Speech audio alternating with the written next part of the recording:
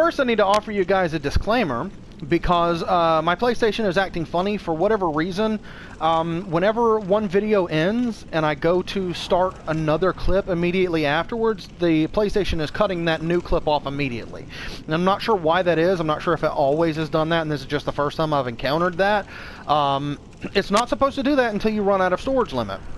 And I'm nowhere near the storage limit on my PlayStation, so I'm not sure why it's cutting off immediately, but I've actually died to this boss 2 times already because I couldn't get it to record at the appropriate time, and I thought it was because of the data limit, so I went in to try to, like, you can't go in to try to delete other videos to make more space because you can't pause the game. You can't pause Bloodborne, so I've actually died twice already to this boss because I couldn't get it to record. Now I think that it's because I'm just trying to record too soon after the last video ended. I'm pretty sure that's the case. So it shouldn't be a problem, but if it looks a little weird, like there's gonna be more time in between videos than I really want.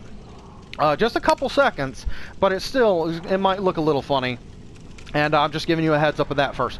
Second of all, there will be no salutation, no greeting, no waving, no hello for my viewers in this video, and that is because buckle up and strap in, kiddos, because this is going to be a hate boner fueled, raging roller coaster ride of alliteratively awesome antimony. I don't care, whatever. No. So we just got done with the research hall, which is just bursting with fucking fake difficulty. A whole bunch of enemies having to fight like 3-4 enemies at the same time. Having to, being attacked from behind by enemies that do arbitrarily large amounts of damage. Things like that. Being killed from behind because, there's literally 15 guys in the next room. And, I hope you didn't think that they were alone because there's 2 guys on the ledge up above. And they throw exploding chemical potions at you. And if they hit you, you get 1 shot. It's a challenge. It's challenging. So that kind of arbitrary difficulty, that kind of fucking fake difficulty nonsense, that the game is honestly chock full of, but this is kind of its worst example. This boss battle is a culmination of all of that in the research hall. And as you can see, this battle is completely different from all that. Oh wait, no, it's not. It's the pinnacle of all that. It is exactly and precisely that. Now I consulted with CERN, some of the best, greatest minds, the best scientists in the world, and we performed various painstaking experiments, just arduous research into this battle, and we determined that the one and only, there's precisely one way for me to make this battle entertaining, and I would have to go on a childlike fucking tantrum about shitty fucking game design, most pertinently Bloodborne shitty game design, and that's the only way. That's the only way to make this fucking nonsense right here to be even remotely entertaining. So I'm going to.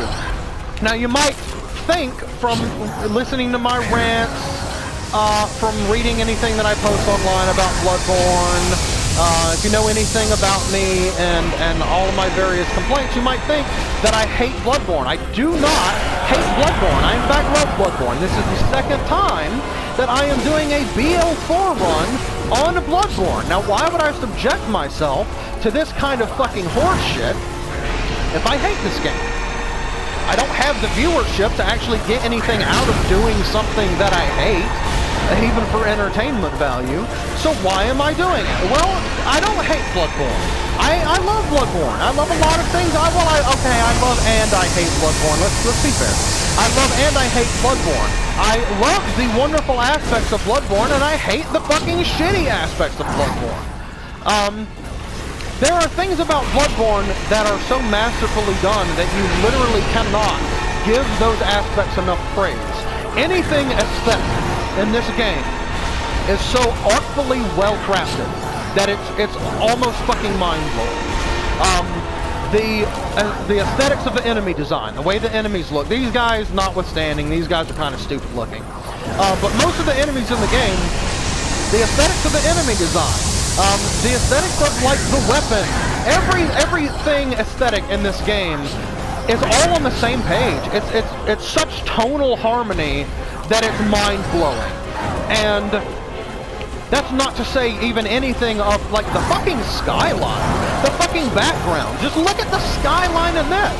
It's foggy and ominous and terrible. And then the fucking sound design and the sound design in this game. Oh my god, the music and the sound design, the aesthetics, all the details of the areas. Just fucking look at this. Just look at it. It is so masterfully done. The details in the hunter's clothing and the aesthetics of the weapons that you get to use. Anything in this game that is even remotely related to aesthetics is so well done. The homage to Lovecraftian horror, just so well done. The weapon design in terms of mechanically how the weapons function, they're all so fun and so unique and different. There's one copycat weapon in the game compared to another weapon in this game at least. There's one copycat weapon, and it's the saw cleaver and the saw spear are basically the same fucking weapon.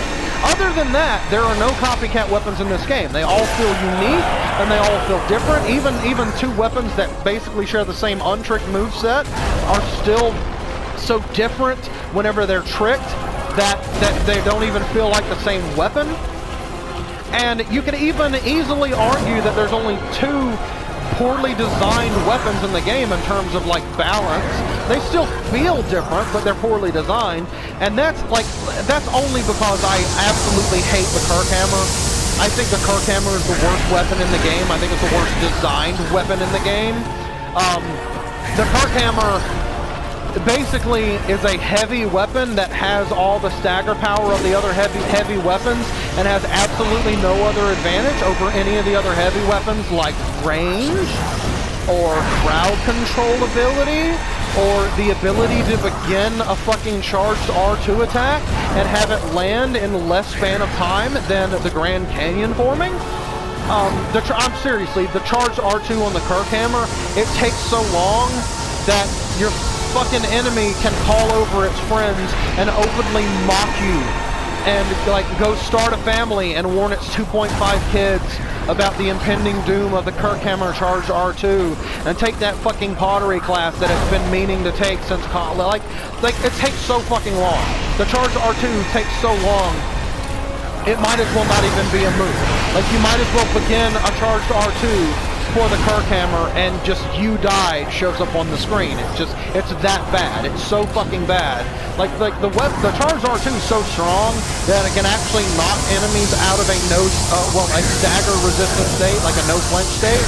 Some of the enemies' no flinch state can actually be breached with the Kirk hammer's charged R2, but it takes so long to execute that it might as well not even be in the game. Like I hate it. I'm not going to say anything more about it because it's just a matter of opinion, obviously. But anyway, so that side rant being done.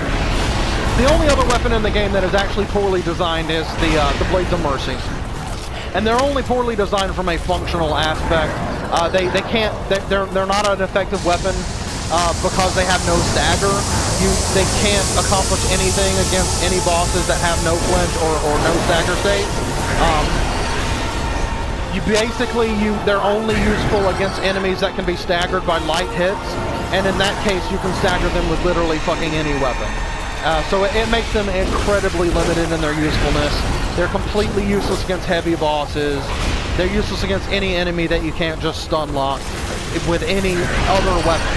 And they don't actually have a DPS advantage over the best weapons in the game, like Saw Cleaver. They don't have a DPS advantage over the Saw Cleaver until their attack speed ramps up, and you literally have to hit the enemy, I want to say 4 times before you ramp up to the fast speed, and then you get, maybe 3 times, and then you get fast attacks on 4, 5, and 6, something like that. Anyway, so the Blades of Mercy is a poorly designed weapon, but I mean, like, they still feel different, and they're still fun to use. So, all in all, the game's weapon design is fantastic. There are things about this game that are designed exceptionally well, and that's So there are things that I love about this game. So don't think that I just hate this game, but The thing that drives me crazy about this game are the Bloodborne apologists, the people that think the game is so well done in every aspect, the people that don't understand what hand-holding is, the people that don't understand what challenge is, the people that don't understand what legitimate challenge is, the people that want to defend Bloodborne in all aspects and act like it's the greatest thing since sliced life, when it's fucking not. It's so chock full of bad fucking design that you have to put blinders on and ignore it whenever it has a massive failure. You have to. That's the thing that drives me crazy. The internet thinks that this game is fucking perfect, and this game is legitimately shitty in a lot of ways. In a surprising amount of ways, this game is shitty. And this is the shining example of that. This is one of the shining examples of that. Now, it would be like the button pressing analogy, where let's say you had to do something excruciatingly simple. You had to match button prompts that came on the screen, something that requires zero fucking skill, no skill involved at all. So the circle button comes on the screen, you have like, we'll say 1.5 seconds to hit the circle button. Better hit the circle button. If you hit the wrong button, or if you take too long, you fail. Now let's also assume that you have to do this for 20 minutes. We'll be conservative estimate. So you have to do this for 20 minutes solid. Now is this good game design or is this bad game design? I'm going to go ahead and give you a second to think about it, because Bloodborne defenders are actually going to have to take a second to think. They're actually going to have to devote mental faculties to figuring out whether that scenario would be good game design or bad game design, and quite frankly that's fucking sad. Because for the rest of us that have a mere fraction of a brain, we can instantly fucking say, no, that is such bad game design that whoever is responsible deserves to be slapped in the face. And then their mama deserves to be slapped for not instilling their child with some fucking values. But Bloodborne apologists don't get this. They want to make excuses for every shitty design component of this game by saying that it doesn't handhold and that it's a challenge. But they don't understand what those two things are. They don't know enough about game design that they don't get that that's fucking stupid and makes them sound like a fucking moron. And the reason why is because challenge necessitates the use of skill. Challenge, I'm going to say it again for the people that don't understand. Challenge necessitates the use of skill. Okay? If there's a game, for example, let's say you walk into a room, and in this room there are a whole bunch of tiles, right? And you have to step on the, oh, okay, I'm going to have to take a break.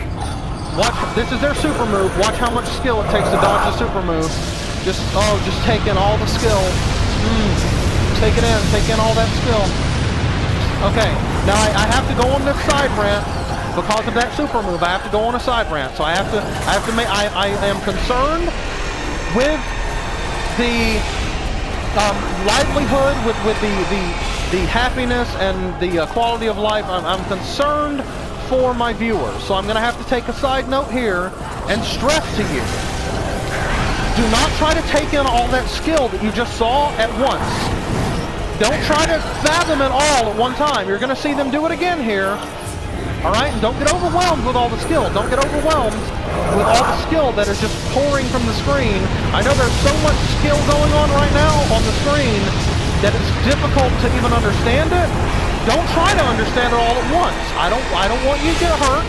I want you to be okay, alright? So my viewership, whoever happens to be watching this video, don't try to wrap your head around all that skill at once. Okay? Don't let it keep you from getting a good night's rest. Don't be sitting there trying to get some sleep, and in the back of your mind it's like, oh my god, how did he fucking do it? How did he fucking do it? It was like watching fucking Captain America play video game. It's like watching the pinnacle of human evolution play a video game. It was like fucking watching a literal deity partake in a video game. It was like literally watching a miracle happen in front of my own eyes. The skill that is pouring forth from my computer screen is it's incapable of being understood by the feeble human mind. Don't